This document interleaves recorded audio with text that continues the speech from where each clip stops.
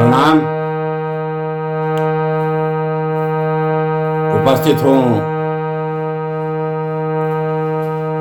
महाराज भर्तृहरि विरचित नीति शतकम में से श्रृंगार शतकम का श्लोक 10 और 11 लेके। इससे पहले नीति शतकम संपूर्ण हो चुका है, अभी श्रृंगार शतकम आरंभ है। आज श्लोक 10 और 11।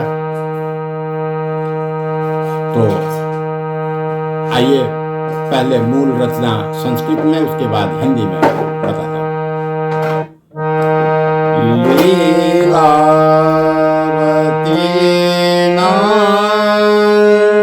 सहजा स्वभाव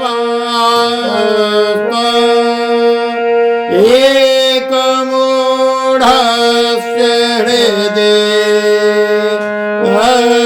स्फुरन्ते रागो नलिन्याय निसर्ग सिद्धस्तत्र भ्रमत्येव मूढा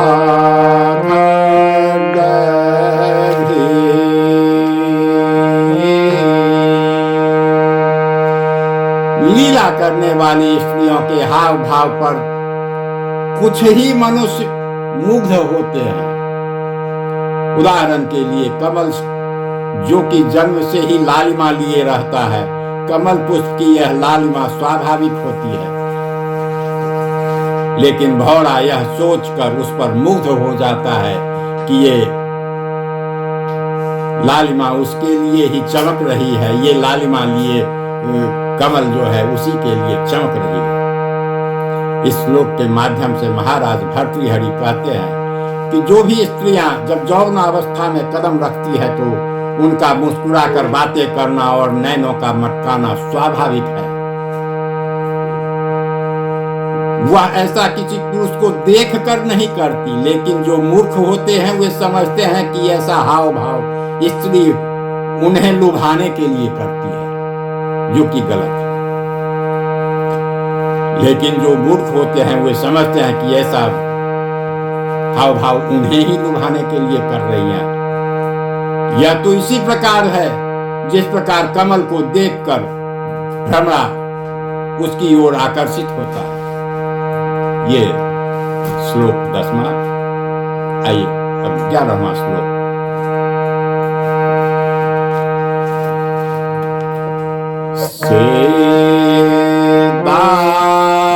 सेदाध्यासित कंदरे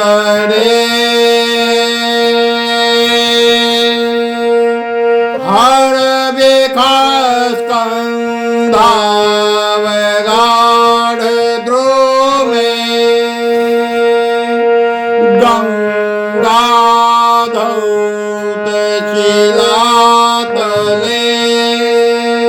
हिमवतः स्थाने ये स्थिते श्रेयसे कः कुर्वीत शिरः प्रणाममलिनं म्लानं मनस्विजनो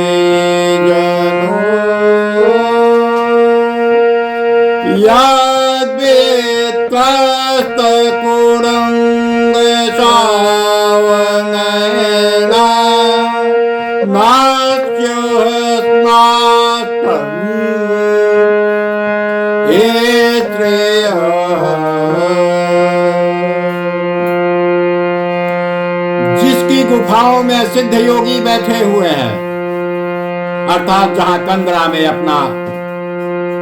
कंदरा में बैठकर सिद्धगण तपस्या करते हैं।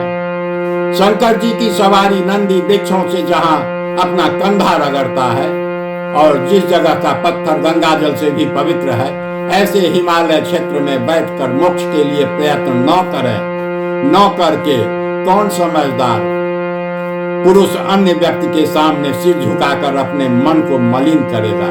यदि घर में मृगनयनी कामनी न होती तो।